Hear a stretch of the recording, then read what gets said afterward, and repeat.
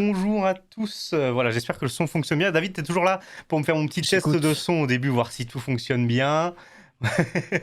Mais on est en direct bon. et éventuellement en replay si vous nous écoutez en podcast ou sur YouTube.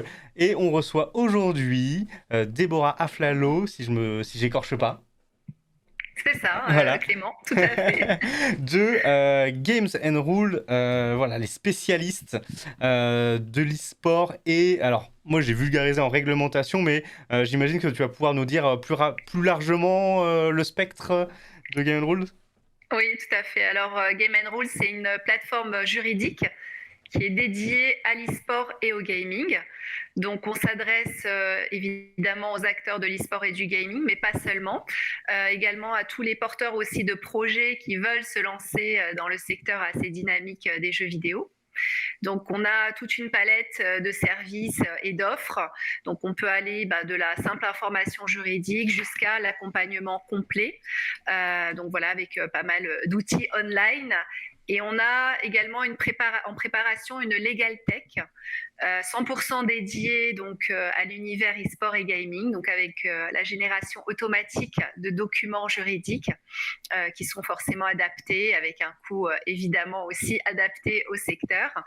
Voilà, donc on a une offre 100% numérisée et qui permet d'accéder facilement aux ressources juridiques et aux informations qui sont nécessaires.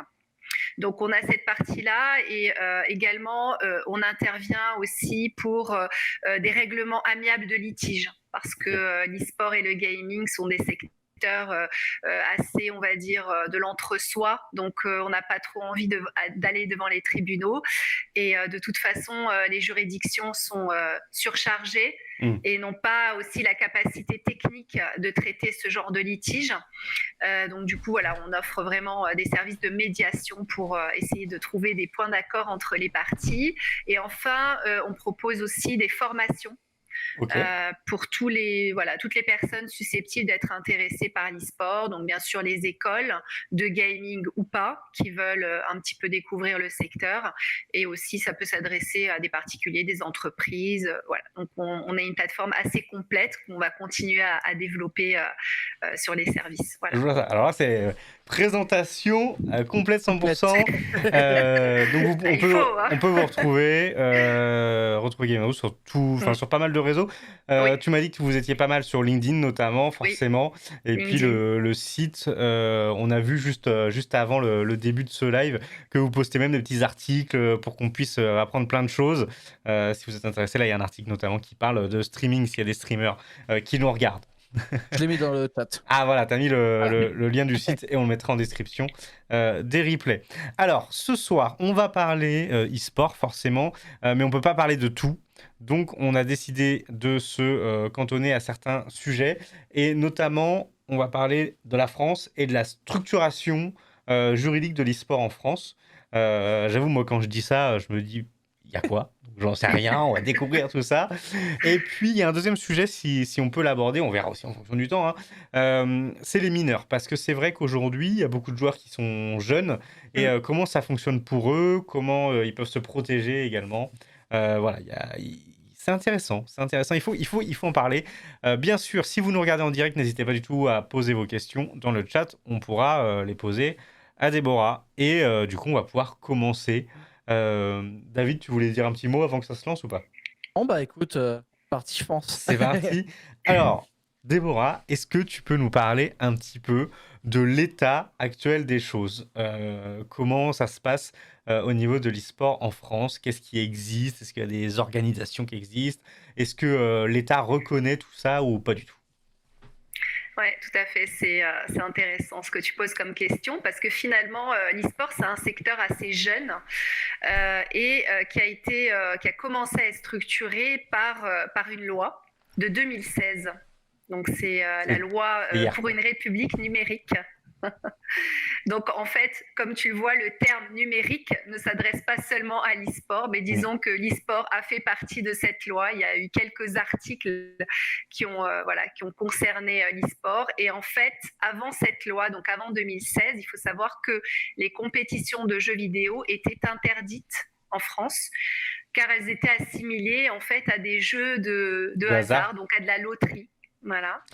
Et donc, le législateur, sous la poussée voilà, aussi des acteurs de l'e-sport, a finalement décidé d'exempter finalement les jeux vidéo de cette interdiction des jeux de hasard et de loterie. Donc tout ça, ça a été intégré dans cette loi et ça se retrouve dans le code de la sécurité intérieure. Ok. C'est un code, voilà, dont parfois on ignore l'existence, mais qui s'appelle ainsi. Et donc, à l'intérieur, on a codifié ces articles de loi. Et donc, bien sûr que pour autoriser les compétitions de jeux vidéo, il faut respecter certains critères. Donc, je ne sais pas si on va les énoncer en détail ici, mais en tout cas, voilà, c'est vrai que la réglementation a porté davantage sur les compétitions, les LAN, donc ce qu'on appelle les compétitions en présentiel, finalement, la présence physique des participants. Et le online est plus ou moins accepté sous certaines conditions, mais disons que la réglementation, elle porte surtout sur les LAN. Ok. Voilà. Bon, c'est vrai qu'avec le Covid, il y a eu moins de LAN que d'habitude. Il peut y avoir aussi des compétitions hybrides, donc voilà, des sélections qui peuvent, des qualifications qui peuvent se faire online, et puis ensuite, voilà, on passe à la LAN. Voilà, donc à l'origine de cela, il y a une mission parlementaire qui a été diligentée par le Premier ministre de l'époque, Manuel Valls. Donc tout ça, c'était en 2016. Voilà, et donc qui a mandaté donc un député qui s'appelle Rudy Sall, qui est, bon, pour l'instant, il n'est plus député, mais c'est un ex-député, et un sénateur, Jérôme Durain. Donc déjà, ils ont fait un gros travail d'aller, interroger les acteurs de l'e-sport, donc notamment les équipes, les organisateurs de tournois, pour voir quelles étaient les problématiques juridiques rencontrées et comment ils pouvaient faire face à ça. Et c'est comme ça qu'on est arrivé à cette fameuse loi. Et voilà, donc là aujourd'hui, on en est à une réglementation assez précise. Bien sûr, il y a des lacunes encore, il faut aller plus loin, mais c'est une amorce, c'est quand même une exception française, si je puis dire, parce que un droit de l'e-sport n'existe pas partout dans le monde, loin s'en faut. On est le seul, voire un des rares pays à avoir une législation dans ce sens. Voilà, donc avant d'aborder les spécificités, je voulais quand même le signaler. Et du coup, si je reviens juste un petit peu en arrière, ça veut dire qu'avant cette règle, quand tu nous dis que c'était interdit, ce qui était interdit, c'était vraiment d'organiser des tournois, même s'il n'y avait pas de gain, ou c'est vraiment le côté qu'il y a un gain à la clé? Oui, c'est ça, il y a une récompense en fait, une récompense en quelque sorte, et effectivement un gain. Mais enfin, maintenant, les compétitions de jeux vidéo, c'est défini comme étant la confrontation d'au moins 2 joueurs sur un jeu vidéo pour l'obtention d'un score ou d'une victoire. Donc, il ne parle même pas de gain finalement. Et du coup, il y a un certain hasard derrière. C'est vrai que malgré le fait qu'on peut avoir des joueurs de haut niveau, il y a une part de hasard qui entre en ligne de compte. Et c'est une compétition qui est offerte au public. Donc, on était dans le cadre des critères des jeux de hasard. Mais encore une fois, donc il y a une exemption sous réserve de respecter certaines règles qui sont codifiées. Voilà. On peut pas organiser une compétition de jeux vidéo n'importe comment, parce que si on le fait, on s'expose à des sanctions. Et en plus, donc l'autorité nationale des jeux, avant c'était l'Argel, mais maintenant c'est l'ANJ, veille au grain. Donc s'il y a une problématique en fait de compétition qui n'est pas organisée selon les règles du code, à ce moment-là, ils peuvent intervenir en disant attention, c'est interdit, et donc il peut y avoir des sanctions à la clé. Donc ça peut paraître bizarre, mais en tout cas, on est surveillé.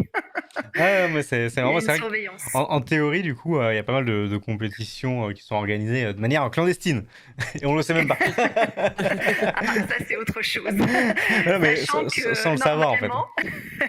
Non, mais en fait, comment ils savent, c'est que, ils savent. En tout cas, si on fait une LAN, on organise une compétition de jeux vidéo en présence physique des participants, il faut la déclarer auprès du service des jeux et des courses qui est rattaché au ministère de l'Intérieur. Donc en fait, a un formulaire à remplir qui se trouve sur Internet, et il faut remplir en fait voilà, tous les critères. Est-ce qu'il y a des fans qui sont attendus, le nombre de spectateurs, comment ça va se dérouler, les gains, etc. Ok, Donc je c'est savais par pas ce du biais. tout. Ouais, Ouais, bah, moi aussi, ouais, je l'apprends. ouais, C'est... donc online. Et si c'est, pardon, offline, Ouais. et si c'est online, il n'y a pas la déclaration. Mais il y a d'autres contraintes. Par exemple, il faut savoir aussi que quand on organise une compétition de jeux vidéo, qu'elle soit, comment dirais-je, offline ou online, on ne peut pas demander de frais de participation aux joueurs. On ne peut pas faire des compétitions payantes sur les D'accord. frais. Voilà, on ne peut pas demander aux joueurs de participer. Bien sûr, on peut demander voilà, aux spectateurs ou autres, mais pas aux joueurs. Ou en tout cas, si on leur demande une participation, il ne faut pas qu'on fasse du bénéfice dessus. C'est-à-dire que Ok. ça doit couvrir les coûts en fait générés, par exemple en LAN, par les coûts de Ouais. l'organisation générale du tournoi, et on doit avoir un équilibre, on doit dégager 0 € de bénéfices. Et si c'est offline, ça doit correspondre au coût de la connexion, éventuellement le Ouais. coût d'acquisition du jeu. Voilà. D'accord. Donc il faut vraiment avoir ça en tête, qu'on n'a pas le droit de demander des frais Incroyable. aux joueurs.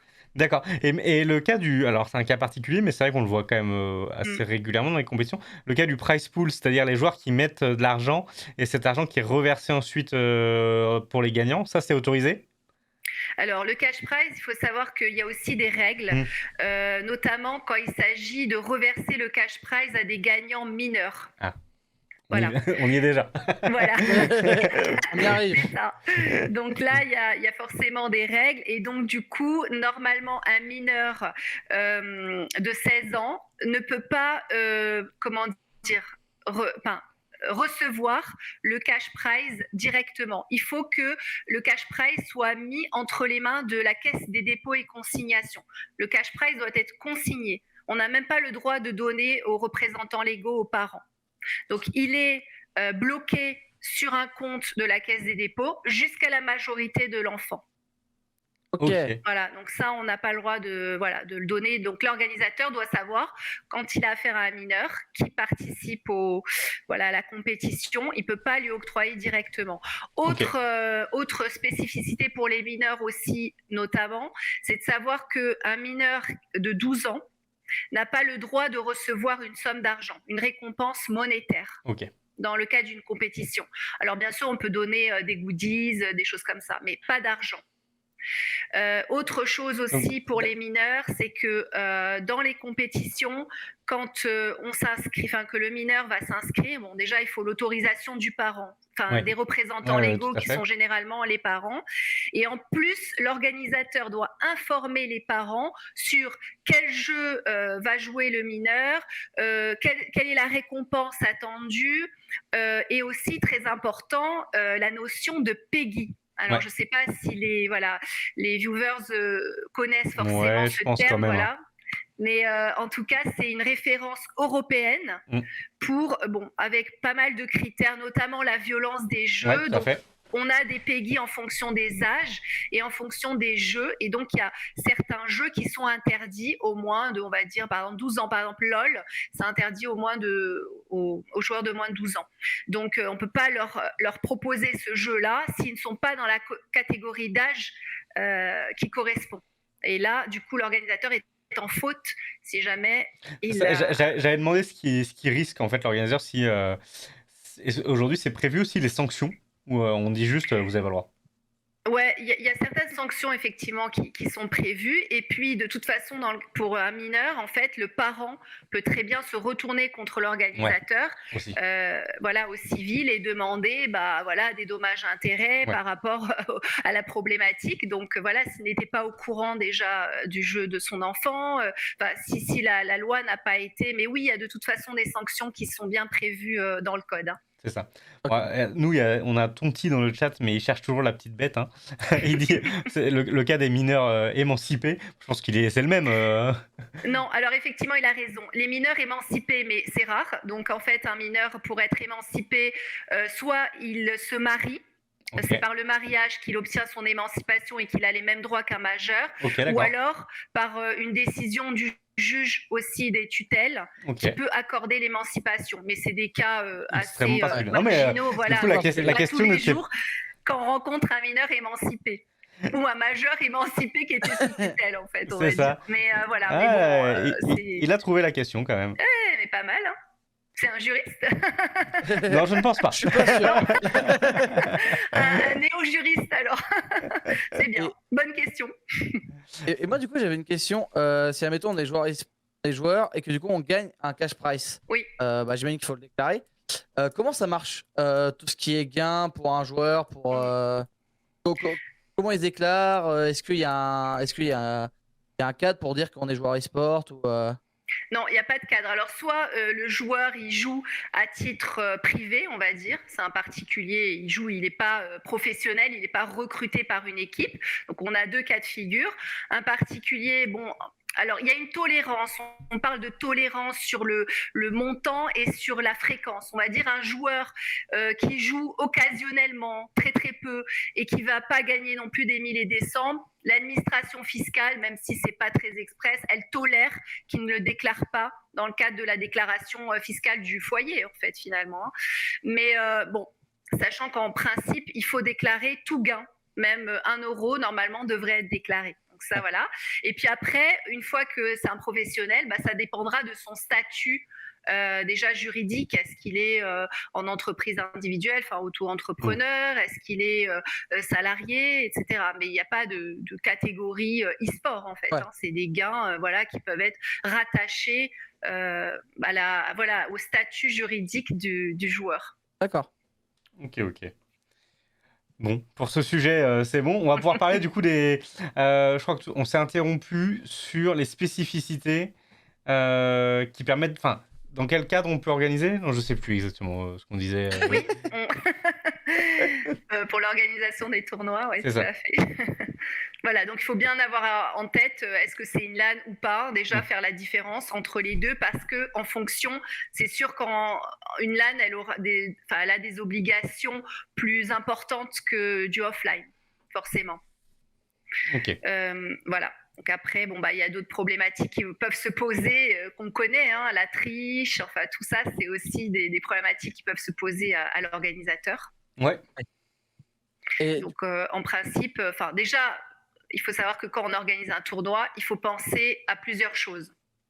Déjà, il faut demander l'autorisation de l'éditeur du jeu. Parce qu'il faut savoir qu'en France, en tout cas, la réglementation est comme ça, l'éditeur du jeu est propriétaire de son jeu. D'accord ? Donc, en fait, s'il ne veut pas qu'on joue à une compétition sur son jeu, il peut l'interdire.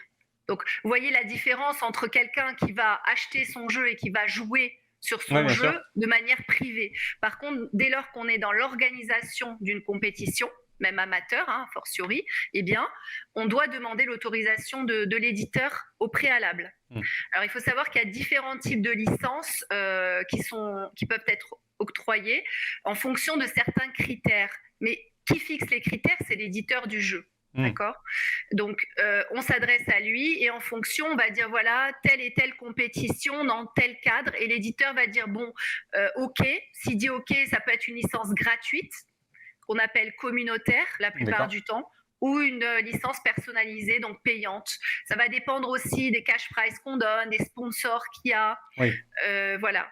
Attention aussi aux sponsors, enfin je parle beaucoup, mais attention aux sponsors que vous adossez à vos compétitions, parce que déjà, il faut savoir que tout ce qui est alcool, tabac, c'est réglementé en France et on n'a pas le droit de promouvoir ce genre de produits dans le cadre public. Donc, ça déjà, voilà. Ouais, ça élimine ça. Mais c'est vrai qu'après, les éditeurs, je pense que ce qu'ils vont regarder, c'est principalement est-ce que ça leur apporte en termes d'image.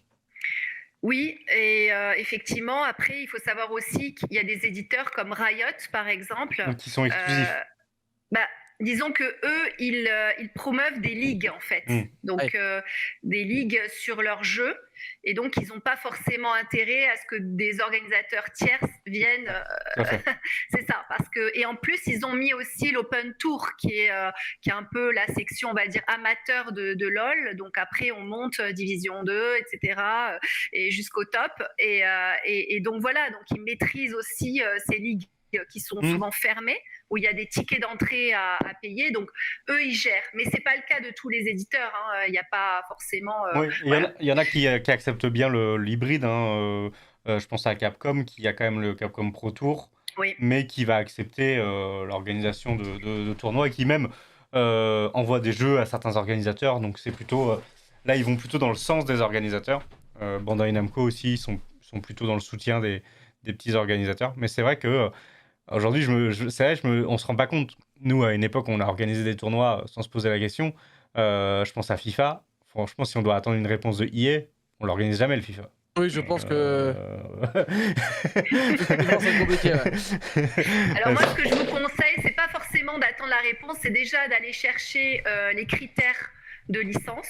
Et si vous êtes dans la licence communautaire, simplement d'avertir. Oui. Voilà, au moins d'informer, de dire voilà, on va organiser, et comme ça, on se protège.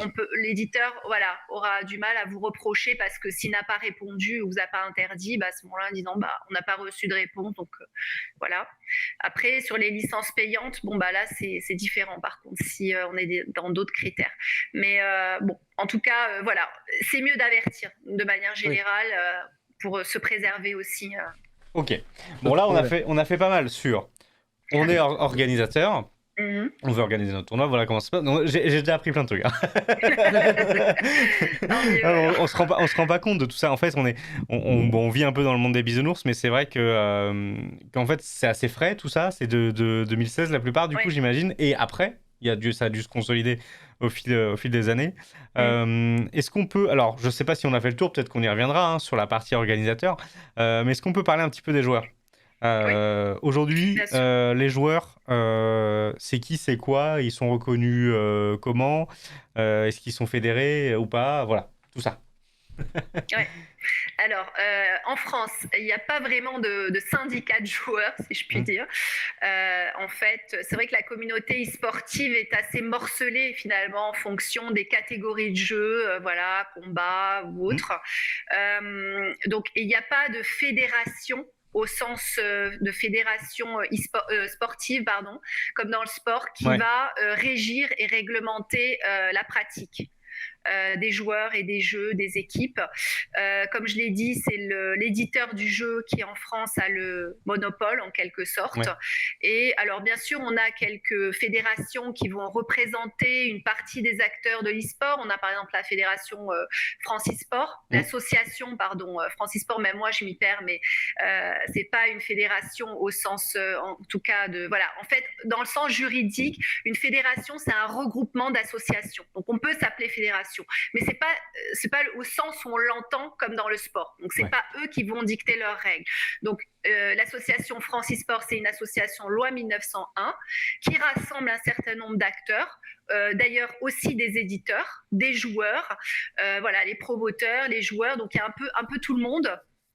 Et c'est le plus vieux regroupement, puisqu'il date de 2016, c'est en même temps que la loi que l'association a émergé, d'ailleurs sous l'impulsion aussi du gouvernement français, qui était plutôt favorable. C'est la plus vieille, à moins d'être reconnue, parce que c'est vrai qu'il y avait eu des tentatives. Reconnue, oui, c'est ça. Il y avait eu la fameuse, je me souviens, moi, la FFJV, la Fédération Française de Jeux Vidéo, qui était... Oui, qui est encore plus ancienne, effectivement. Qui est plus ancienne, mais qui en fait n'a jamais...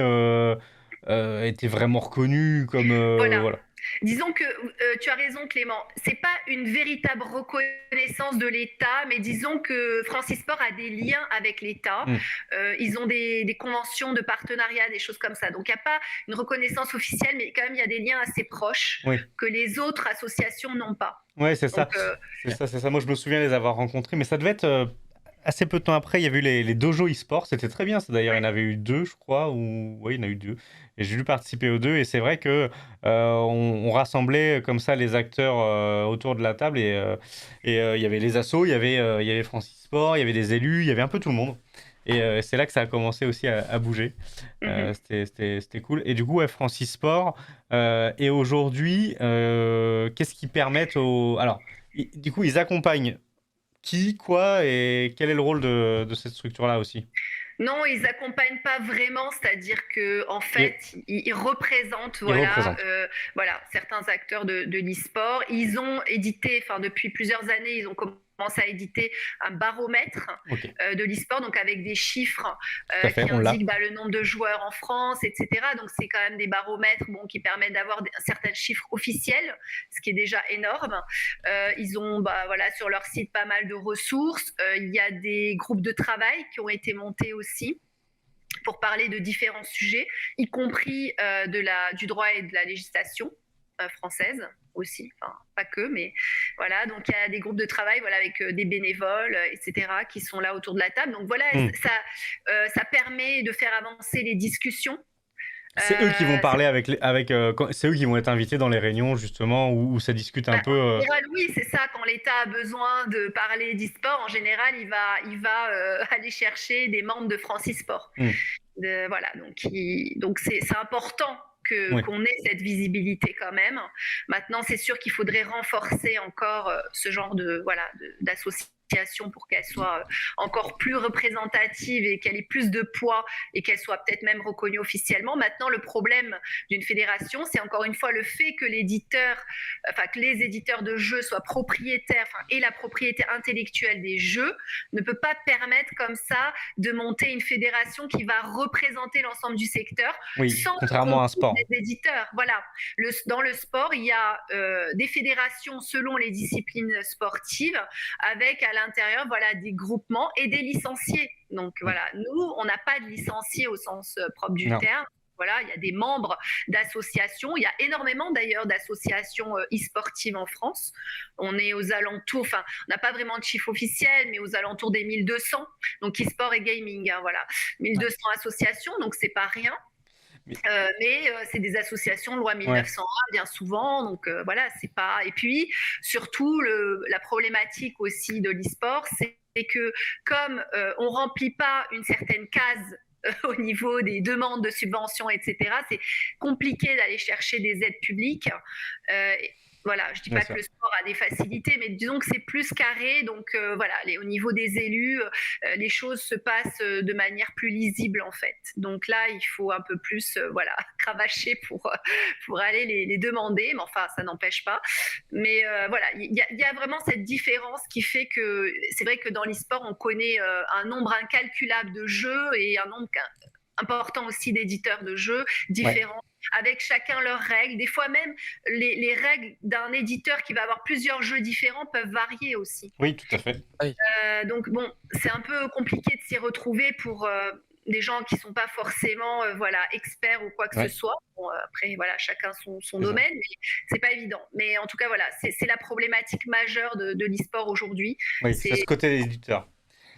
Voilà, je dis pas que les éditeurs sont voilà, les empêcheurs de tourner en Non. rond, mais je pense qu'à un moment donné, on devra être obligé de se mettre tous autour d'une table, y compris avec les éditeurs, pour trouver peut-être un processus, voilà, une manière de fonctionner. Si c'est pas une fédération, peut-être c'est autre chose, mais en tout cas, voilà, quelque chose qui permette un peu de fédérer tout le secteur, chacun avec comme dans le sport, en fait, il y a énormément de disciplines sportives, elles sont pas toutes pareilles, mais il y a quand même des fédérations qui permettent de gérer, voilà, ces disciplines, ça n'empêche pas. Donc, Ok.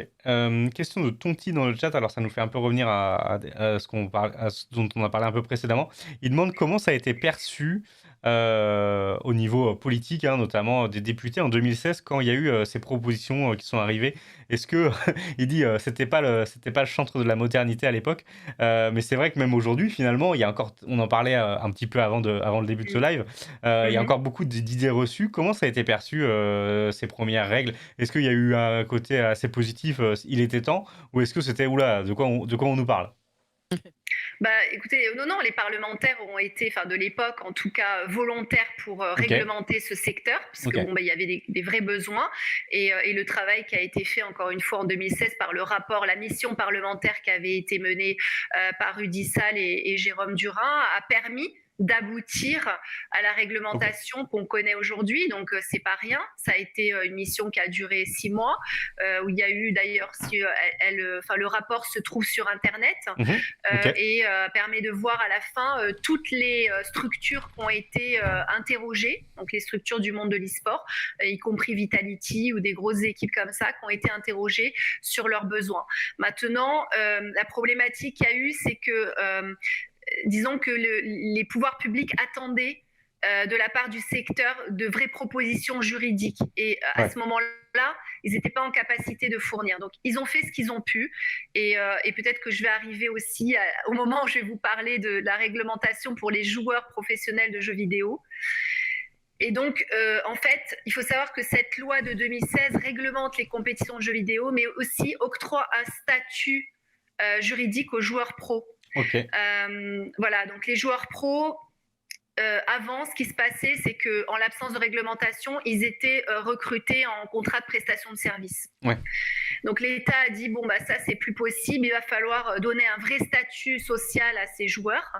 Et a donc, s'est inspiré en fait du droit du sport, où il existe un CDD sportif, et s'est inspiré, donc adapté ce CDD, et l'a collé pour régir le statut des joueurs pros des jeux vidéo.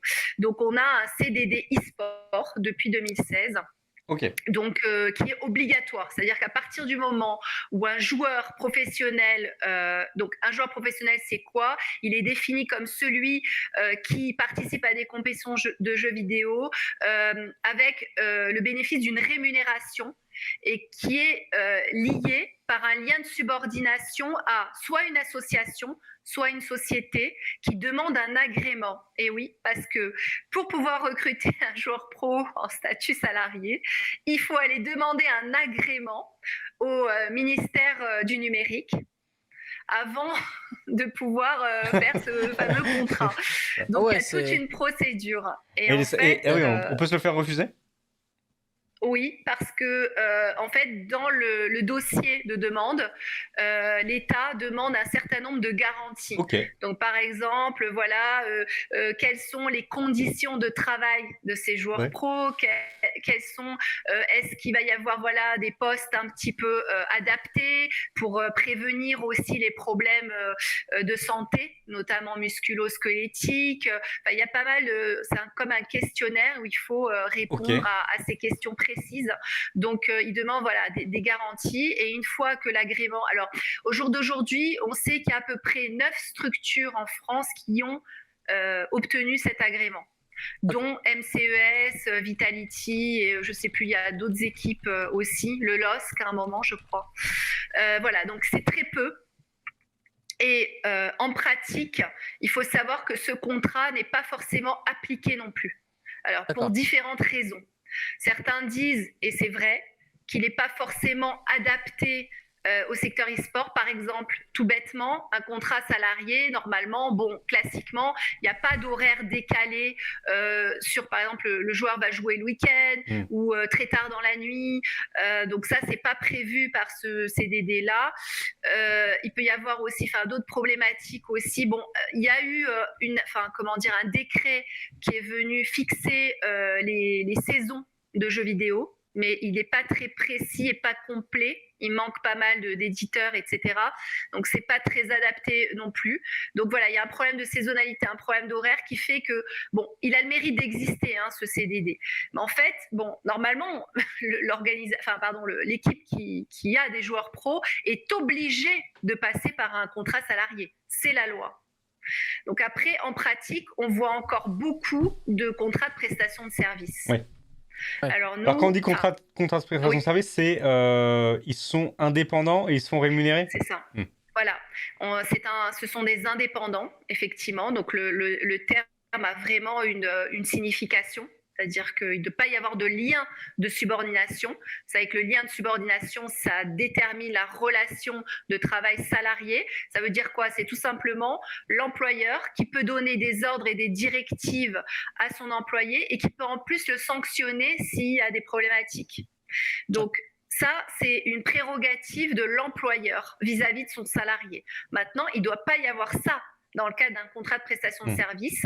Et donc, le prestataire, lui, doit être complètement autonome.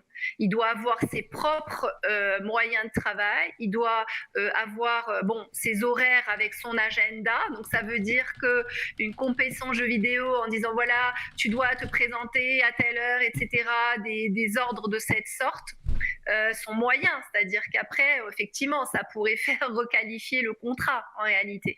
Donc, c'est très bancal, en fait. On peut l'utiliser pour des tas d'autres domaines, mais pour le joueur pro de jeux vidéo, normalement, c'est pas un statut qui convient. Le statut obligatoire, c'est celui de salarié, en réalité. Ok. Du coup, j'ai perdu le fil.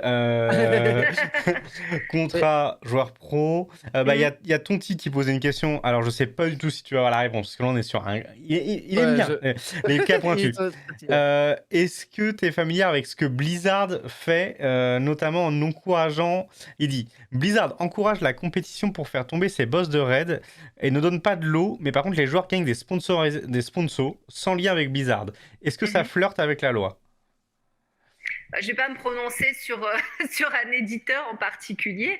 Les éditeurs qui organisent des compétitions ont le droit de donner des cash prize sous la forme qu'ils souhaitent. Après, ça va dépendre effectivement de ce qui est souhaité. Ça peut être des sommes d'argent, ça peut être autre chose. Oui. Ça peut être des goodies, etc. Parce que du coup, il y a une différence quand même entre le côté sponsor et le côté contrat. Oui. C'est pas parce qu'une marque du coup donne de l'argent à un joueur pour qu'il utilise son matériel ou qu'il porte des vêtements gamer qu'il est obligé d'être. Il n'a pas forcément de contrat avec cette marque-là, de contrat de travail. Alors, normalement, non, c'est pas un contrat de travail. Par contre, il peut y avoir un contrat de ce qu'on appelle d'image aussi. Si par exemple, le sponsor normalement utilise l'image du sponsorisé pour valoriser sa marque. Donc, dans ce cas-là, il doit y avoir un contrat entre le sponsor et le joueur en question. Si c'est à titre personnel. Après, ça peut être avec l'équipe. Ça peut être un sponsor qui va sponsoriser l'équipe en l'occurrence. Donc l'équipe, ça dépend comment elle est constituée. Ça peut être une association, mais ça peut être aussi une société. Voilà, les grosses équipes sont sous forme de société. D'accord. Donc mais après, de manière générale, dans le droit, un contrat est très important. Oui. Voilà. Ça protège les deux parties. Ça protège, et je voulais quand même dire aussi, parce qu'il y a pas mal de joueurs bénévoles, que c'est pas parce qu'on est bénévole qu'on ne doit pas avoir de contrat, bien au contraire. Donc bénévole, ça signifie sans aucune rémunération, à part un défraiement, donc un remboursement de frais. Et déjà, ça peut être noté dans un contrat, déjà, le défraiement, pour être sûr. Voilà. Complètement, oui, un contrat bénévole, on peut dire effectivement si sur justificatif et bien sûr dépenses dans l'intérêt de la structure, de l'association. À ce moment-là, attention aussi, société ne peut pas avoir de bénévoles, que les associations. Bien sûr. Ouais, parce que ça aussi, il y en a qui trichent pas mal. En tout cas, la loi dit que le bénévolat. Il y a des sociétés qui font un peu la technique pluie du fou, on appelle ça. Ils ont une asso à côté pour les bénévoles. Oui, après, il peut y avoir un couplage entre une association et une société. Ça, c'est pas interdit par la loi. Bien sûr, il faut bien séparer les deux. En tout cas, si le bénévole agit pour l'association, ça doit être dans le cadre de la mission de l'association et dans le cadre de son objet à elle, et non pas pour la société. C'est sûr que s'il y a une espèce de transfert, des ambiguïtés, Donc, je pense que le message à faire passer, c'est que un bénévole a aussi le droit d'avoir un contrat qui n'est pas un contrat de travail, mais qui est un contrat de bénévolat où les choses sont claires. Effectivement, s'il a des remboursements de frais, au moins, ils peuvent être notés aussi. Il y a plusieurs, et qui conservent son autonomie et surtout sa liberté. Le travail bénévole, c'est du volontariat. Et c'est en dehors de son temps de travail. On peut arrêter. Alors justement, dans le contrat, ça permet aussi d'avoir un petit préavis. Des fois, on peut mettre... mais en tout cas, il n'y a aucune indemnité ni d'un côté ni de l'autre. On est vraiment dans des engagements réciproques. Et aussi, une chose à savoir, il faut savoir, et c'est très peu su, que le travail bénévole peut compter dans la formation. Par exemple, Ok, au niveau du CPF, par exemple, enfin, c'est pas vraiment CPF, mais bon, on peut en tout cas cumuler des heures qui vont pouvoir être échangées. ok, Voilà. D'accord. d'accord. Mm. Ok, ça, Et, à creuser. À et creuser. du coup, pour tout ce qui est structure, donc on disait que ça pouvait être cité en tant qu'association. Mm. Et si demain on a envie de se profiter, de devenir une entreprise, est-ce qu'on a aussi des cadres, quelque chose pour. Est-ce qu'on peut devenir une société e-sport? Est-ce qu'il y a peut-être des financements du coup qui peuvent être liés à ça ou... Alors, quand on passe d'une association à une société, Ouais, ou ça qu'on veut devenir directement une société en fait. Voilà. Enfin, comment on Euh, crée une association e-sport? Enfin, une Une structure structure e-sport e-sport, plutôt. hein. Et est-ce qu'il y a des On cadres, se des fait choses accompagner pour. par Game Zone. Voilà.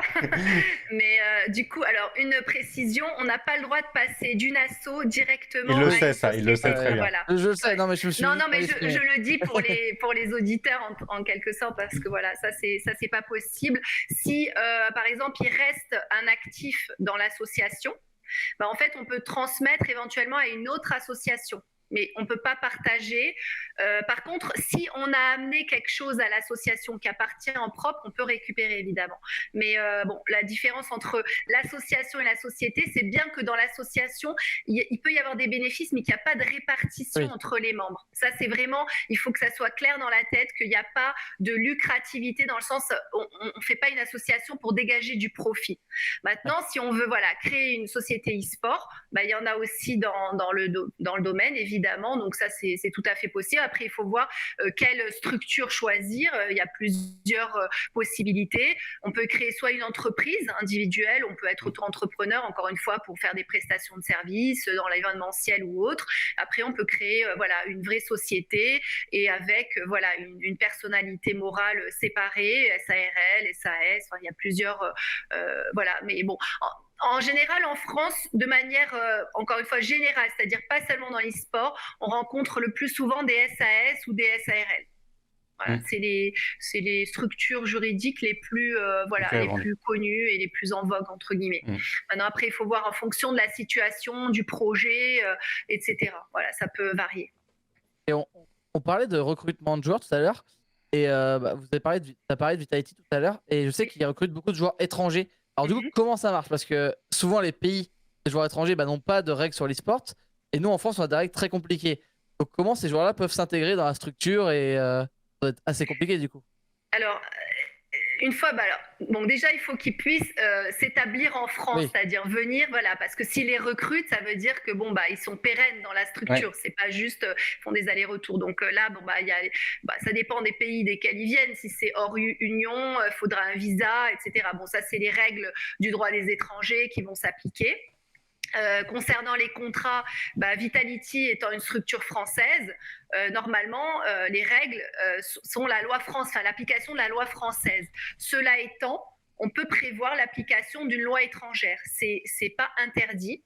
On peut même prévoir certaines clauses qui vont dépendre du droit français et d'autres du droit étranger. C'est la loi des parties. Dès lors que c'est un contrat, on est libre. Mais après, il y a des limites quand même posées par les conventions, par la Convention de Rome, etc. Enfin, je ne vais pas rentrer dans tous les détails, mais effectivement, c'est limité. De manière générale, c'est la loi des parties qui est choisie par les parties, mais après, dans certaines limites aussi. Pour pas justement faire du dumping et essayer de squeezer aussi les règles sociales et les cotisations, etc., qui doivent être réglées. Ok, ça marche. Alors, pour faire une petite interlude, à moins que David, tu avais une autre question.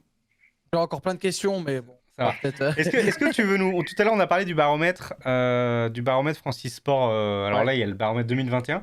Est-ce que tu veux nous donner quelques chiffres clés? Parce que c'est bien de remettre un peu de contexte. On n'a pas contextualisé. On a dit qu'on le ferait au début. On l'a pas fait. Donc, on va le faire au milieu. Alors, déjà, j'ai ouvert les 3 derniers, pardon. 2019, 2020 et 2021. Ok. Et alors, faut savoir que du coup, le 2019, on va éviter de le prendre en compte parce qu'il n'est pas fait pareil. Okay. Et du coup, en 2020, il y avait 7,8 millions de consommateurs ou pratiquants. Ok. Et en 2021, nous sommes à 9,4 millions. Okay. Donc déjà, il y a un gap. Il y a un gap. On a 5,2 millions, donc ça c'est pour les stats 2021, 5,2 millions uniquement consommateurs. Ok, donc, consomment. alors là, quand on dit consommateur, Déborah, c'est les personnes qui regardent? Non, Oui, c'est ça, c'est ça. traditionnellement, oui, Et, consomme, ouais. donc, ok, Les donc viewers, en c'est principe, c'est les ouais. gens ouais, qui vont regarder en fait, sur Twitch et puis les spectateurs dans les compétitions Oui, dans la aussi. vraie vie, sachant que, ouais, quoi qu'on est sur 2021, ouais, il n'y a pas dû y avoir beaucoup de compétitions physiques encore. Ça revient. Ça Et revient petit à petit, ouais. voilà, c'est Mm. pas. C'est Bah, on a calme. eu la LFL à Nice Oui, Oui, oui, c'est ça. au mois de février. Donc là, on était 2000 spectateurs Quand même. en présentiel. Et après, je sais plus, mais ils ont fait une grosse audience sur les plateformes. Ouais, ouais, ouais, ouais. de toute façon, ça marche de mieux en mieux l'e-sport sur Twitch. Ouais. Tout à fait. Ça devient très grand public aussi par rapport à avant. Mm. Oui, exactement, c'est vrai. Beaucoup de jeunes, des fois des familles, ouais, tout à fait. Mm. Et du Euh, coup, donc Vas-y. 5,2 millions, vas-y. Ouais. Bon, du coup, je vais continuer. Donc 2,6 millions de consommateurs et pratiquants, du coup. Ça, c'est ceux qui font les deux. Et 3%, donc 1,6 million qui sont uniquement pratiquants. Mm. Donc ça, Qui- les gens, ils ne regardent pas. C'est ça. Ce qui est plutôt rare en vrai. Enfin, ce qui est plutôt Ouais, rare. ce qui est plutôt rare Qui- parce que, en fait, bah, alors peut-être dans le consommation, au type regarder comme ça des matchs C'est ça. amateurs, mais on sait que la plupart des joueurs e-sport, pour eux, leur entraînement, c'est de la pratique, mais c'est aussi beaucoup d'observation. L'e-sport, c'est aussi beaucoup de regarder d'autres parties, analyser. Il y a un travail, c'est très, beaucoup de travail intellectuel, hein. Finalement, on regarde, on analyse, on fait des stats. Dans beaucoup de jeux, ça fonctionne comme ça. Ça. C'était ma petite aparté. Non, mais il n'y a pas de souci. Hein. Alors, je cherche des stats plutôt intéressantes. Ah si, on peut parler quand même du stat qui revient beaucoup, c'est aussi les jeux les plus regardés. Oui, Avec du coup, c'est pas marqué spécifiquement parce qu'en fait, c'est en plusieurs catégories. Donc, on a 3 catégories, c'est joueurs grand public, e-sport loisirs, e-sportif loisirs et sportif amateur. c'est ça. Alors, la différence entre les trois, donc C'est- grand public, ouais, vas-y, Il y a... c'est sans classement et sans compétition. c'est ça. E-sportif loisirs, c'est avec classement mais sans compétition. C'est ça. Et sportif amateur, c'est avec classement et avec compétition. Alors moi, je vois pas avec classement sans compétition, j'arrive pas forcément à situer, mais si ça se trouve, on trouvera un exemple. Et puis, de toute façon, on voit dans les jeux qui ressortent, hein. Typiquement, en fait, Fortnite, c'est typiquement, visiblement, un jeu qui est avec classement, mais sans compétition. C'est vrai qu'il n'y a pas de compétition. Si, il y en a. Sur Fortnite, il y en a il y en a eu beaucoup au tout début. Mais c'est vrai que vraiment, c'est un Ouais. jeu qui est pas Mais resté très officiel, longtemps. peut-être pas, ouais, peut-être pas. Je sais pas. Officiel, t'as eu la Coupe du Monde de Fortnite, Ok, d'accord. principalement. Rien suivi, ouais. Et, mais en fait, ouais, ce qu'on peut voir, de toute façon, c'est qu'il y a quand même, on va dire, 3 jeux qui sortent énormément du lot, quand même. C'est League Ouais. of Legends, Tout à fait, bah ça, il n'y a pas de... voilà, Counter-Strike. Et derrière, c'est Warzone, qui n'est pas au final un jeu vraiment compétitif à proprement parler, qui ressort quand même. Ah, assez il quand ressort sur 2021, c'est Oui. pas du tout sûr qu'il ressorte aujourd'hui. C'est ça, voilà. C'est ça. C'est-à-dire que, bon, alors ça, on en parlait tout à l'heure, parce que c'est pareil Ouais. pour les fédérations, les disciplines, etc., les saisons.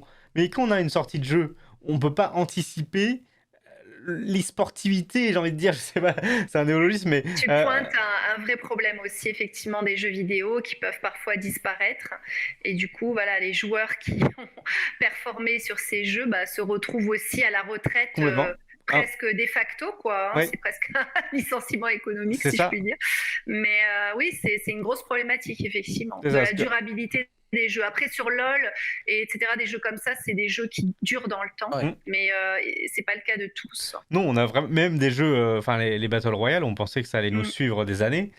C'est déjà vachement en baisse. Et puis on voit d'autres jeux qui apparaissent, tiens, ça monte, ça descend.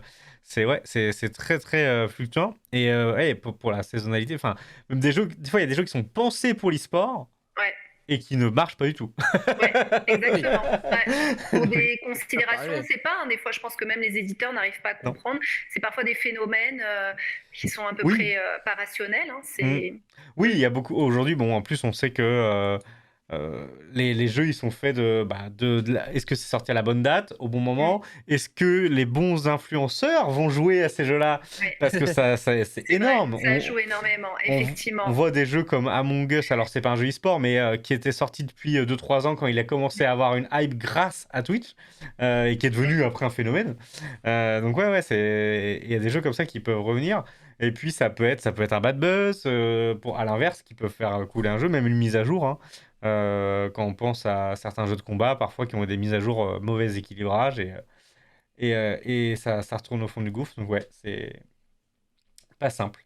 Mais c'est Ouais. vrai que par contre, je suis curieux. Enfin, dans ce baromètre, le truc qui m'étonne un tout petit peu, je sais pas si ça changerait, c'est le zéro jeu mobile. Pas de Clash Royale, pas de. Alors que c'est quand même des jeux que j'avais l'impression qui étaient énormément joués. Surtout qu'on sait que les joueurs mobiles, en chiffres, c'est énorme. Oui. Alors je sais pas s'ils sont exclus ou pas du baromètre. Honnêtement, je pense pas. En fait, le truc, c'est que les jeux mobiles sont très regardés, mais la compétition des jeux mobiles en elle-même. Bah, en fait, dans les Ouais, mais pays. Ah oui, c'est bah. pas dans France. C'est pas en France, C'est vrai que en c'est vrai. pas en France, C'est t'as raison. beaucoup en Asie ou en Amérique, mais pas chez nous. Alors, Clash Royale, en l'occurrence, En chez nous. pays de l'Est, hein. C'est énorme. Ah ouais Ouais. Ok. Ouais, bah, de toute façon, Supercell étant finlandais, même si maintenant ça appartient à Tencent les Chinois, mais, mais C'est à, ça. à la base, c'est finlandais et Mm. c'est énormément joué là-bas. Bah, justement, Clément, je rebondis sur la fin de ta phrase. Donc, j'ai fait un article, enfin, Game Rose a fait un article sur les GAFAM Oui, dans le jeu vidéo. Donc, ça, si vous voulez aussi jeter un œil, il a été publié sur Village Justice. d'accord. Et du coup, voilà, on parle effectivement de ces mouvements aussi de fond dans les jeux vidéo, dans le secteur. Et effectivement, des regroupements avec des gros C'est gros incroyable. du milieu, ouais, Microsoft et autres. C'est ça. Bah, moi, j'ai Facebook découvert, Gaming.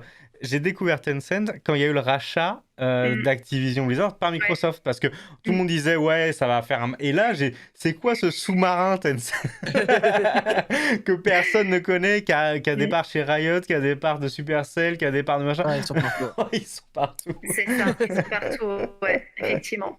Ah non, il y a une grosse concurrence hein, Ouais. au niveau international et c'est pas négligeable. Ouais. Les pays asiatiques et puis ben Mm. voilà, il y a pas mal de concurrence. Donc bon, faut avoir les reins solides, mais bon, c'est comme ça. Hein. C'est ça. On est dans un secteur international et hautement numérique en plus. Hein, Ouais. donc, C'est ça. Mais c'est vrai qu'on, voilà, plus on avance dans cette discussion, plus on se dit, mais créer un cadre autour de tout ça, mais qu'est-ce que c'est compliqué. Oui, bah, Ça c'est- évolue tellement vite. ça évolue. Mais en fait, c'est ça. De manière générale, le droit, il a toujours un temps de retard. Mm. Pourquoi? Parce que la technologie va très vite. Regardez aussi tout ce qui est NFT, crypto-monnaie. Donc, en fait, on a toujours, le législateur a toujours un temps de retard et Ouais. essaye en fait, il réglemente quand il voit qu'il y a du business autour et que les choses, lui échappent Mm. au niveau finance. Donc, pour récupérer les deniers, il faut quand même réglementer pour pas que ça échappe trop à Ouais. l'État. Mais voilà, mais c'est difficile parce que on sait que les temps de proposition de loi, d'adoption, ça suit un circuit très long. Parfois d'ailleurs des propositions de loi qui ne voient jamais le jour. Donc tout ça, et en fait, on a un numérique qui va très très vite et du coup du droit, du législatif qui est voilà, difficile à faire avancer et à mettre en place. Donc, Ouais, complètement. donc voilà, ça va être réglementé, tout ça, ça continue, mais il faut beaucoup de temps. Ouais. Ah, il faut du temps. Complètement, ouais, c'est vrai qu'on parle, on parle des jeux, mais même la technique derrière, aujourd'hui, c'est bien. Par exemple, on a réussi comme tu nous l'as montré, il y a quelques règles sur les LAN, etc. Mm. Mais les LAN, est-ce qu'on pourra encore en organiser dans 5 ans? Parce que aujourd'hui, les jeux, on a encore des consoles. Pour combien de temps? Comment ça va se passer quand on n'aura plus de consoles? Enfin voilà, nos Bien salles, sûr. nos salles Parc Expo, etc. sont pas prêts pour avoir 300 machines qui jouent en streaming à un jeu. Elles Bien sûr. le seront sûrement jamais. Donc, C'est clair. donc c'est ça. Aujourd'hui, on pouvait Mm. encore. Il y a même, je me souviens, il y a quoi en 2012-13, on pouvait encore jouer avec. On branchait nos consoles ensemble et ça fonctionnait. Ça, c'est déjà terminé. Maintenant, on peut plus faire ça. Il y a de moins en moins de jeux où on peut où l'écran se coupe et on Ouais. peut jouer ensemble. Et ça va aussi créer d'autres. Ouais. Et en fait, on va passer de plus en plus dans le online parce que même Complètement. aujourd'hui, je sais, ils arrivent encore à faire tourner des compétitions type LoL, etc. Parce qu'en fait, souvent, il y a quoi? Il y a 8 postes. C'est combien les équipes? Non, c'est 10. C'est 5, C'est c'est 5, ouais, 5 et 5. Ouais, 5 d'un côté, ouais, 5 Donc de ça l'autre. va Ouais. encore. Mais Mm. bon, quand il faut plus, ça devient vite compliqué avec les infrastructures actuelles. C'est ça, la connexion est hyper importante. Ouais. par exemple, bon, bah, pour pas faire de pub, enfin voilà, on a un opérateur qui réfléchit beaucoup à ces questions-là pour justement qu'il n'y ait pas de temps de latence, Ah oui. que voilà, bon, on est aussi presque dans la 5G, là, il y a aussi bon, bah, cet espoir de 5G, voilà. Mais effectivement, oui, l'e-sport est forcément lié à l'informatique et au réseau, réseau, ouais. etc. Donc, Ouais, surtout qu'on pense beaucoup, débit, mais en fait, c'est voilà, on n'a pas, tu l'as dit, un temps de réponse. C'est ce qui est le plus important quand les jeux vidéo, c'est beaucoup du réflexe et beaucoup du temps de réponse. Donc, et ça, c'est pas donné. non, c'est sûr. Et puis, bah, ça peut faire perdre un joueur, une Complètement. équipe. Voilà, donc c'est très Complètement, dangereux. ouais, c'est Après, le problème, voilà, des online, c'est qu'effectivement, on n'a pas les mêmes postes, les mêmes PC, les mêmes choses, voilà, donc les mêmes équipements. Ouais. Donc, du coup, il y a une sorte d'inégalité finalement qui peut s'opérer. Voilà, donc c'est ça ça. Donc aussi, avoir c'est des la problématiques. la marche tolérable, hein. C'est un peu comme les Ouais, footballeurs qui vont jouer sur un terrain boueux, ouais, avec mm, est-ce qu'on exactement. tolère ou jusqu'où? C'est ça. Après, il y a aussi des problématiques, bon, j'ai abordé à peine tout à l'heure, mais la triche, le Ouais. dopage, tout ça, c'est aussi des problématiques qui sont pas seulement dans le sport, mais qui arrivent, enfin, qui sont arrivées dans l'e-sport. Ouais. Et pour l'instant, voilà, il va falloir aussi voir comment les organisateurs y répondent, parce que Oui, c'est parce qu'aujourd'hui, il n'y a pas de système antidopage, etc. bah non, c'est ça. Alors bon, normalement, l'agence française antidopage qui est là pour normalement le sport est compétente normalement et habilitée à faire des contrôles, mais simplement il faut la solliciter, il Et faut ça a un mettre en coût. place, il faut voir s'ils ont Oui. la technicité pour voilà contrôler aussi parce que c'est pas dit. Oui, oui, c'est Donc ça. Parce que c'est bah, peut-être c'est pas le ça. même type de dopage Mm. que dans le sport. Bah, Voilà. exactement. C'est Et même dans le sport, ils ont des difficultés avec tout ce qui est dopage électronique, oui, etc., avec ce qu'on a vu sur les vélos, les installations. Voilà, il y a même eu des complètement. débats à l'Assemblée s'il fallait pas sortir des qualifications pour certains délits précis. Voilà, mais bon, on a dit non, ça rentre dans le cadre du pénal général, il n'y a pas besoin. Mais bon, les réflexions étaient quand même menées, donc ça veut dire que bon, il y a quand même des problématiques qui se posent. Tout à fait. Et- Il y a tellement de sujets. Ouais, Tellement de sujets et ça va tellement vite en même temps. oui, je me pose aussi la question, moi, parce que c'est quelque chose que j'ai vu évoluer, moi, en 3-4 ans, c'est les budgets transferts aussi. Mm. Des équipes qui sont maintenant. Enfin, c'est assez impressionnant, honnêtement. Ouais. Mm, mm. Et c'est pareil, enfin, comment ça marche exactement du côté légal, quoi, parce que. Bah, c'est compliqué. Ouais. Enfin, le transfert, il peut être mené, enfin voilà, mais il faut qu'il y ait quand même aussi, comment dire, dans le sport. Voilà, on connaît les transferts dans le sport. Comment ça se passe? Il y a 3 contrats qui se mettent en place. Un contrat entre les clubs concernés et un contrat avec le joueur aussi. Oui. Donc c'est une relation tripartite. Mais dans l'e-sport, il n'y a pas d'obligation de faire ça, puisque de toute façon, le club qui va peut-être prendre un joueur à une autre équipe, il a aucune obligation envers l'autre club. Je veux dire, il commet pas de faute en réalité, puisqu'il n'y a pas de lien contractuel entre les deux. Donc, on peut mettre des clauses de ce style, mais qui va payer ça? Et si le club qui prend le joueur va dire non, moi je ne veux pas la payer, il y a comme moyen de contrainte finalement. S'il n'a pas signé de contrat avec l'autre club pour dire je suis d'accord pour payer, Ouais, ou ouais. voilà. Donc il y a pas. Après, ça peut se faire sur la foi enfin la bonne foi, si je puis dire, voilà. Mais bon, ça s'arrête là, quoi. Il y a pas de Ouais. sur l'éthique plus que la bonne foi, mais il y a pas d'obligation contractuelle. Oui, par rapport au club de foot où c'est déjà formé, ou par rapport. Bah, c'est ça. Ouais. Et puis les joueurs de foot sont salariés, donc Ouais. Oui. c'est différent. Là, bon, normalement, ils devraient être salariés dans l'e-sport, mais bien souvent, ils sont en contrat de prestation de service, donc encore moins de possibilités de mettre quelque chose en place. Voilà. Et puis bon, dans le sport, c'est très réglementé avec les fédérations, avec tout ça. On fait pas n'importe quoi. Les transferts, c'est vraiment bien surveillé en fait. Hein. Voilà. Donc même les contrats de sportifs, les CDD, ils doivent subir une procédure d'homologation, en fait. Donc, la fédération sportive concernée va vérifier la régularité de ce contrat. Donc, il y a quelque chose qui est assez encadré, en fait. Mais là, bon, comme on n'a pas de fédération, c'est un petit peu, c'est une régulation privée, mais Voilà, donc pas obligatoire et avec quelque chose de voilà d'assez volontaire finalement. Ok. D'accord. C'est du soft law, quoi. Voilà, c'est une sorte de soft law, mais Ça marche. Bon, on a déjà vu pas mal de points. Ouais, on a bien avancé. Je vois, il est déjà 21h. On va aborder tranquillement les deuxièmes sujets. Alors, on a déjà parlé un peu des mineurs, notamment pour les gains, etc. Comment ça se passe plus en détail aussi au niveau du contrat, etc. Parce que là, j'imagine que les généralités, c'était plus dans le cas des joueurs qui étaient adultes. Mais aujourd'hui, il y a beaucoup de joueurs qui sont mineurs. Oui, tout à fait. C'est pareil dans le sens où déjà, c'est un CDD qui doit s'appliquer. Donc, de manière générale, en droit social, une personne ne veut pas travailler avant l'âge de 16 ans, sauf dérogation pour certains secteurs. Mais du coup, ce qui se passe, c'est que, notamment dans l'e-sport, il faut aussi avoir une autorisation, bien sûr, des représentants légaux, et en plus avoir une autorisation préfectorale pour faire travailler un enfant comme ce qui se passe pour les enfants du spectacle, en fait. On a assimilé ça au régime des enfants du spectacle. Donc, du coup, voilà, on est obligé de passer. D'ailleurs, il y a une commission des enfants du spectacle qui doit plancher sur ces questions. Encore une fois, pour surveiller qu'on ne fasse pas n'importe quoi. Les mineurs sont une population fragile, enfin considérée comme étant fragile. Donc, il y a beaucoup de garde-fous. Donc, attention, warning, quand on est une équipe ou un organisateur de tournoi, peu importe, et qu'on a affaire à un mineur. C'est pas anodin.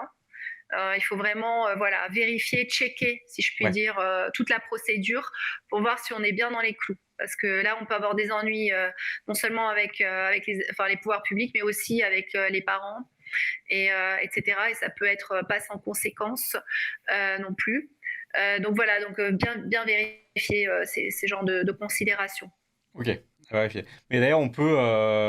ça fait partie des choses. On peut demander de l'aide aussi, j'imagine, quand on est organisateur, on va faire face à ce genre de situation. J'imagine qu'il faut mieux se prémunir, se faire accompagner, plutôt que de se retrouver dans des galères. Tout à fait, il y a aussi les règlements de tournoi, les choses comme ça à bien mettre en place avec les bonnes clauses, etc. Donc avec Game Rules, on ne fait pas de conseils à proprement parler, mais on fait de l'information juridique. Donc on peut faire aussi des diagnostics, ce qu'on appelle des audits juridiques, et qui permettent d'avoir ce que dit la réglementation, ce que dit la loi déjà, de savoir un petit peu quelles sont les règles. Et après, s'il y a besoin de conseils pour aller plus loin, on peut mettre en relation avec des avocats, ça, il n'y a pas de souci. Mais bon, en général, déjà, de connaître le cadre, l'environnement juridique qui s'impose, c'est important. D'accord. Mais par exemple, si moi, je sais pas, je suis organisateur de tournoi, imaginons que je pense avoir tout préparé. Donc j'ai mon lieu, mes joueurs, mon règlement, etc. Est-ce que là-dessus, je peux vous dire, votre avis, est-ce que je suis en règle, quoi? Ça fait partie de votre spec? Oui, exactement. Checker, juste dire, est-ce que c'est conforme ou pas à la loi? Est-ce que ça c'est bon? Oui, c'est pas après un conseil en tant que tel, mais au niveau de la conformité juridique. Oui, c'est ça. C'est vérifier que c'est bon, je suis en mode ceinture bretelle, je vais pas me faire attaquer. C'est ça. C'est ça, oui, c'est important quand même, mais tout à fait. Ok, ça marche. Bon, c'est bien. On a vu plein de sujets, mais en plus, on a encore un peu de temps. Alors j'aurais peut-être voulu parler, peut-être Clément, si on a encore un peu de temps. Justement, j'allais dire, là, on peut trouver un sujet, on a le temps. Parce que je sais qu'il y a d'autres sujets qu'on avait abordés en amont. Est-ce qu'on parle de ça? Est-ce qu'on parle de ça? Alors, moi, j'en ai en tête, mais si t'en as un, vas-y. Ah, vas-y, alors dis-moi si peut-être ça recoupe ce que je voulais dire. Non, pas du tout, non, vas-y. Non, vas-y, je suis curieuse de savoir. Moi, j'allais venir un petit peu... alors, c'est un sujet qui, je pense qu'on pourra en parler assez longtemps, et on l'a brièvement abordé juste avant l'émission. C'est le cas un petit peu du harcèlement et tout ça, de la pression qu'on peut recevoir quand on est mineur, quand on n'est pas mineur. Aujourd'hui, c'est quoi le cadre? Comment on peut se faire aider? Est-ce qu'il y a des services de l'État, ou est-ce que c'est les services classiques finalement? Ou est-ce qu'il y a des spécificités qui existent? Alors là, j'ai envie de dire, dans le monde de l'e-sport, mais peut-être dans le monde de manière générale, ça peut être aussi du numérique. Voilà. Tout Tout à fait. Ces questions, effectivement, de cyberharcèlement, cyberviolence, déjà, on les a évoquées dans un article assez complet que je vous invite à lire, à aller voir. Ok. Sur notre blog Game and Rules. Donc là, vraiment, on l'a abordé, bien sûr, sur le plan très pratique et juridique. Comment faire quand on fait face malheureusement à ce genre de comportement toxique. Et il y en a de plus en plus, voilà, que ce soit sur les réseaux sociaux, dans le jeu, in-game ou pas, c'est assez fréquent. Donc voilà, on donne un peu des clés sur ça. Il y a une réglementation là-dessus aussi, bien sûr, très protectrice des personnes. Donc il y a des moyens d'action juridique pour se préserver. Donc le premier réflexe qu'on indique aussi dans l'article, c'est vraiment quand on est face à ce genre de propos ou d'attaque, on va dire, il faut vraiment penser à déjà ne pas répondre du tout, voire pas à chaud, et en plus tout de suite préserver les preuves. Premier réflexe, c'est préserver des preuves. Ok, voilà. donc capture, enregistrement. Enregistrement, quelles que soient les possibilités sur le moment qu'on a. Sachant que le cyberharcèlement, on considère, la loi considère qu'il y a cyberharcèlement à partir du deuxième acte, en fait. Ok. Si vous recevez un seul propos ou une seule fois, on va dire que bon, c'est pas incriminé, mais à partir du deuxième acte, ça peut rentrer dans le cadre de la loi. Donc voilà, se préserver comme ça. Et signaler ce genre de propos. Alors après, ça peut être une plainte, il y a différentes façons. Il faut savoir aussi qu'il y a beaucoup d'associations qui accompagnent. Alors nous, Game and Rules, on le fait, c'est-à-dire que gratuitement, c'est un engagement moral. Que voilà, s'il y a des personnes qui veulent avoir un renseignement et qui font face à ce genre de pratiques, on s'engage à les renseigner. Et après, voilà, il y a des associations même ou des numéros d'écoute qui ont été mis en place aussi par l'État. Il y a Net Écoute, par exemple, avec des psychologues, des gens qui sont référents sur ces questions-là. Donc, il ne faut surtout pas rester isolé. Ça, c'est vraiment se dire je ne le dis pas ou on va me prendre pour un idiot, une idiote. Non, ça peut arriver à tout le monde, y compris... je veux dire, même nous, on pourrait, juristes, faire face à ça. Et voilà, personne n'est à l'abri. Et puis, ça peut partir d'une petite chose. Et puis, allez, on le voit dans des... Voilà, on a eu des affaires assez malheureusement célèbres où on voit que ça va très, très loin. Donc, je pense que voilà, dès le début, il faut arrêter le cycle de cette violence et tout de suite réagir. Ne pas se dire c'est pas grave ou peut-être que voilà ils vont me laisser tranquille au bout d'un moment. Non, si on sort pas la grosse artillerie, si je puis dire, à ce moment-là on s'expose à ce que les harceleurs continuent à... Voilà, c'est un peu comme ça, y compris dans le harcèlement scolaire, on le voit, hein, c'est dès qu'ils sentent une faille ou voilà, une espèce de... Voilà, et je dirais aussi que les harceleurs encourent bien sûr des peines même de prison et d'amende, mais en plus que c'est aggravé quand ils ont affaire à une personne qui est fragile, un mineur, ou alors une personne en situation de handicap. Enfin voilà, c'est encore plus aggravé dans des cas comme ça. Donc voilà, vraiment se dire que on est la victime, mais qu'il faut réagir. Il ne faut pas rester les bras croisés. Aller demander conseil, appeler ces associations, il y en a beaucoup, appeler ces numéros, appelez-nous.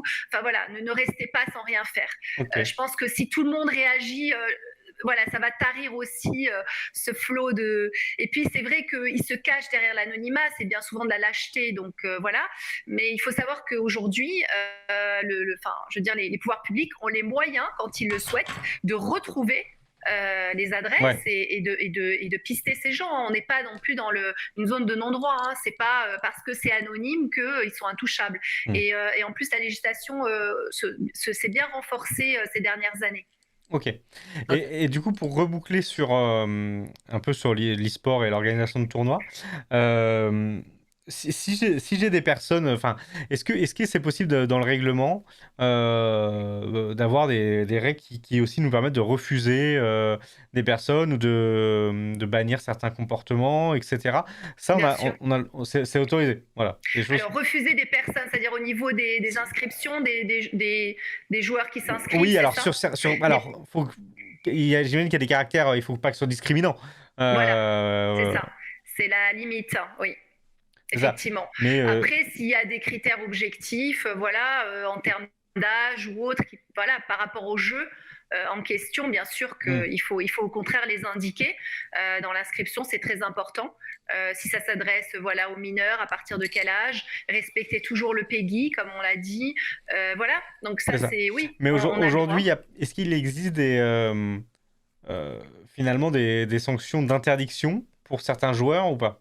Est-ce qu'on peut, voilà, un joueur qui a eu un comportement inacceptable dans un tournoi, est-ce qu'on peut le sanctionner d'interdiction de tournoi et du coup qu'il soit refusé dans d'autres tournois? Alors, refuser dans d'autres tournois, pour l'instant, je ne sais pas. Déjà, il faut que dans le règlement de tournoi, les faits qui peuvent être susceptibles d'entraîner la disqualification, voilà, l'expulsion, etc., soient clairement indiqués. Ouais. Parce qu'encore une fois, un règlement de tournoi, c'est un contrat finalement. Ouais, tout à fait. Donc, il faut voilà, être très clair pour ne pas souffrir un litige ou quelque chose comme ça. Après, j'allais justement vous parler du problème des recours dans l'e-sport. Ouais. C'est que aujourd'hui, dans la plupart des règlements de tournoi, on ne retrouve pas, comment dire, enfin, normalement, dans le droit, enfin, même européen, toute personne a droit à un procès équitable. Et là, on ne retrouve pas la façon de se défendre. Si un joueur est accusé, entre guillemets, d'avoir triché, de s'être mal comporté, dans les règlements, on ne retrouve pas la façon, voilà, quel est le recours vis-à-vis de la décision. D'abord, c'est souvent l'organisateur qui prend la décision, l'administrateur du tournoi, mais du coup, il est jugé parti, il n'y a pas vraiment d'instance indépendante qui inflige la sanction. Et deuxièmement, le joueur est rarement invité à présenter ses observations, à pouvoir se défendre finalement, hein, comme dans tout procès.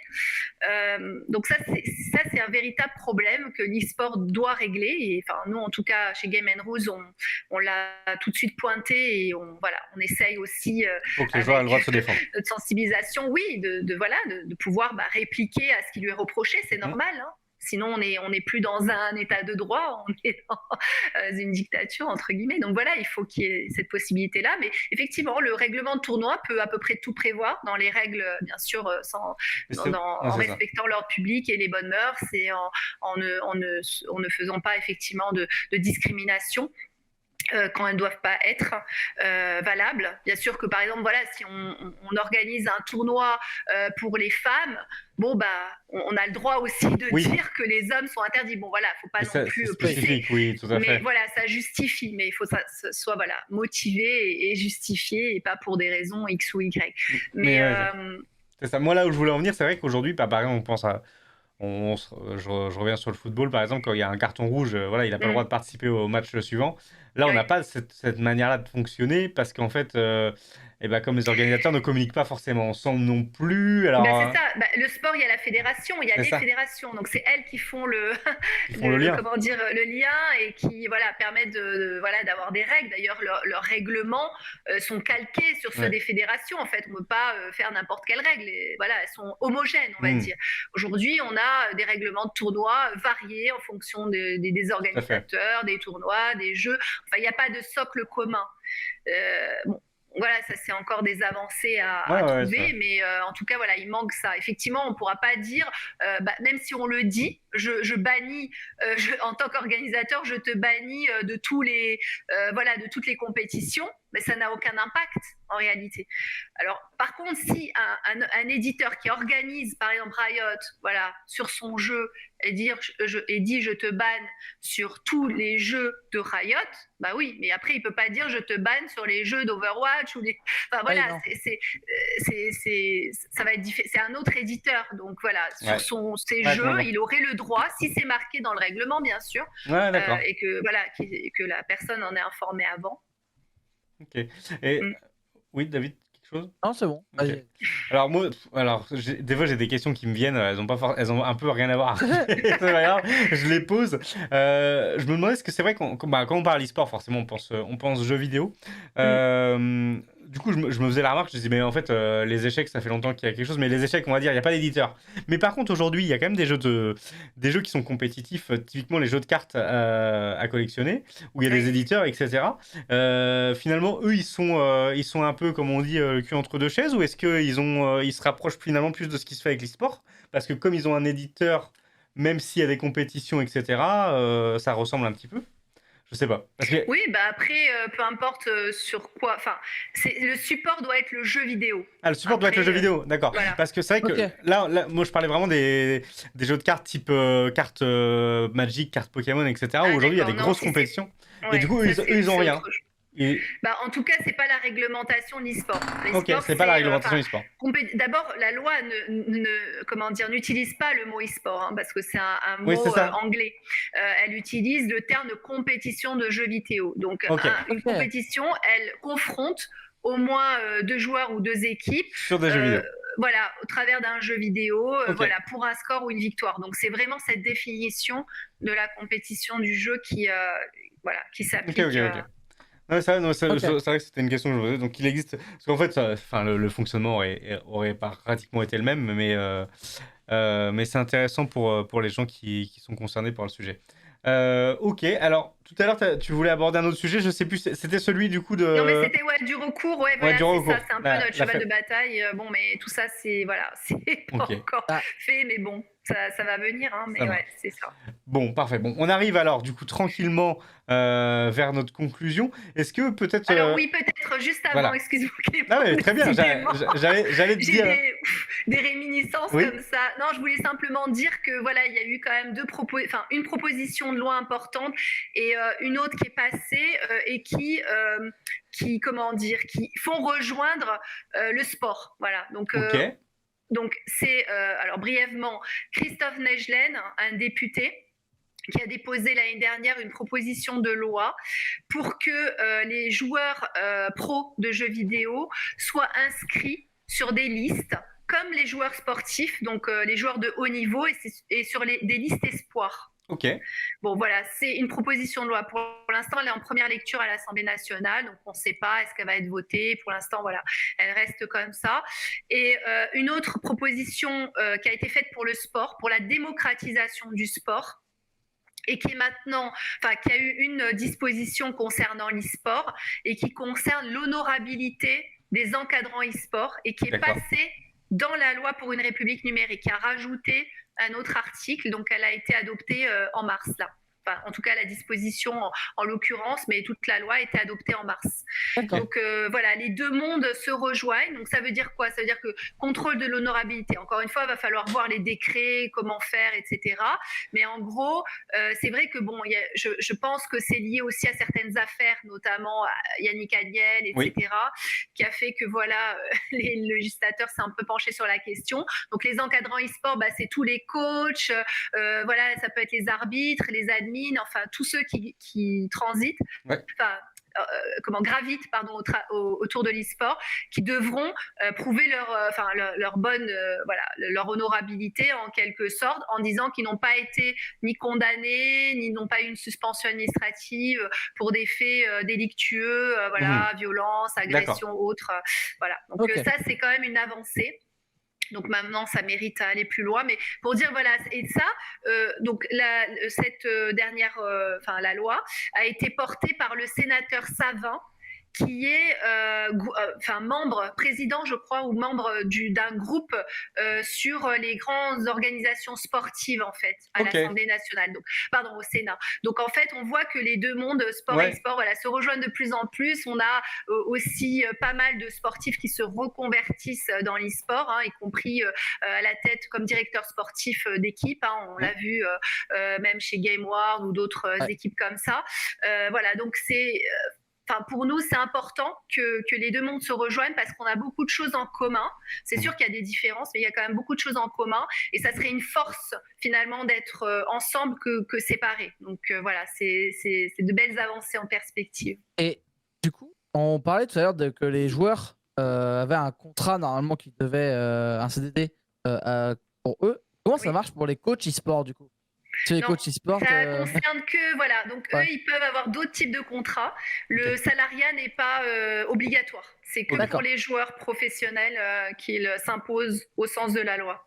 Ok, Oui, donc donc en fait, les joueurs, eux, doivent faire un contrat, mais par contre, tout ce qui est coach sportif. Voilà, ils peuvent voilà, avoir un contrat, mais qui est hors salariat, Ok. s'ils le souhaitent. D'accord. Enfin, après, c'est pas obligatoire. Ça peut, mais Oui. c'est pas obligatoire. D'accord, très bien. Ok, mais non, moi, ça répond, en fait, ça répond à la question que j'allais poser. Ce que j'allais dire, qu'est-ce qu'on doit attendre là des semaines et des mois à venir par rapport à ça. Donc, tu as parfaitement anticipé ma question. Je sais pas s'il y avait d'autres choses. Ouais, c'est ça. Non, il faut savoir aussi qu'il y a, alors c'était en tout cas, c'est le gouvernement avait mis en place des recommandations dans le cadre d'une stratégie nationale e-sport 2020-2025. Ok. Que vous pouvez trouver aussi sur Internet. Et du coup, dans ces recommandations, il s'agit de renforcer tous les dispositifs français pour que la France fasse partie des leaders européens de l'e-sport. Ok. Donc, bon, ça coïncide un peu avec les JO en 2024, etc. Je pense qu'il y a un certain retard qui fait que le délai ne sera pas forcément tenu. Mais en tout cas, il y a une avancée et cette stratégie a été mise en place par Cédric O comme ministre du numérique et Roxana Maracineanu, ministre chargée des sports. Donc là aussi, on voit les deux pans qui se rejoignent. Et voilà, donc normalement, les collectivités ont en charge de déployer des politiques en faveur de l'e-sport pour répondre à cette stratégie nationale. C'est un peu le but. Voilà, donc je pense que voilà, il y a vraiment de bons espoirs pour l'e-sport français. Maintenant, il faut continuer à diffuser la bonne parole, à essayer de continuer à structurer parce que le droit sert aussi comme levier de professionnalisation et de développement économique. Il faut le voir comme un outil et non pas une contrainte en fait. Puisque si on a un e-sport français qui est solide, qui est fiable, on aura aussi plus de sponsors qui n'auront pas peur de venir chercher des équipes même amateurs. Et du coup, parce qu'elles sauront qu'il n'y a pas de risque à s'adosser à ces équipes. Donc, c'est tout à gagner, si je puis dire. Voilà. Donc, il n'y a plus qu'à. Il n'y a plus qu'à. On est là, donc voilà. C'est ça. Bon, bah voilà, je pense qu'on a bien présenté, en tout cas, les bases. Je pense qu'on aurait pu approfondir pas mal de choses. Donc, peut-être qu'on se reverra pour discuter plus en détail. Merci beaucoup, en tout cas, Déborah, d'avoir donné ton temps pour cette discussion. Moi, j'ai appris plein de trucs. J'ai bien fait. J'ai dit, je ne vais pas me renseigner. Comme ça, je ne vais pas être spoilé. Mais c'est fou parce que pour avoir été plongé dans cet univers un petit peu pendant des années et me rendre compte que j'étais totalement en dehors de ce qu'il faut faire. Voilà, très bien. Non, mais c'est pas jamais trop tard pour bien. Non, voilà, de toute manière, on n'organise plus de tournois, etc. Mais en tout cas, c'est bon à savoir. Je pense que les gens qui nous ont regardés ont également appris des choses. Donc, merci beaucoup. David, je sais pas si tu voulais dire un petit mot de fin. Bah non, à part que oui, de toute façon, on voit que l'e-sport, c'est... En fait, ça fait longtemps que ça existe, mais pas vraiment, en fait. C'est un peu ça le... C'est ça, c'est ça. C'est qu'il y a tellement de choses à faire, en fait, que on est qu'au début, vraiment, de... Oui, mais si on voit par rapport au sport, le sport, c'est rien de... Voilà. Si on compare les deux activités, on voit que nous, on est hyper jeunes, en fait. Oui, tout à fait. Ça a démarré vraiment dans les années 2000, il me semble, les compétitions e-sport assez développées et tout ça. Donc, bon, ça reste très jeune par rapport à d'autres pratiques sportives, en l'occurrence. Ouais, c'est vachement... Tout à fait. Eh bien écoutez, merci à toutes les personnes qui nous ont suivis sur Twitch. C'est bon Déborah, on est bon. on a tout traité. Eh bien merci encore à tous et passez une très très bonne soirée. Et on vous donne rendez-vous pour un prochain gros talk sur la chaîne Enjeu Pop Corner et sur les podcasts Enjeu Pop Corner. À bientôt. À bientôt. À bientôt, au revoir.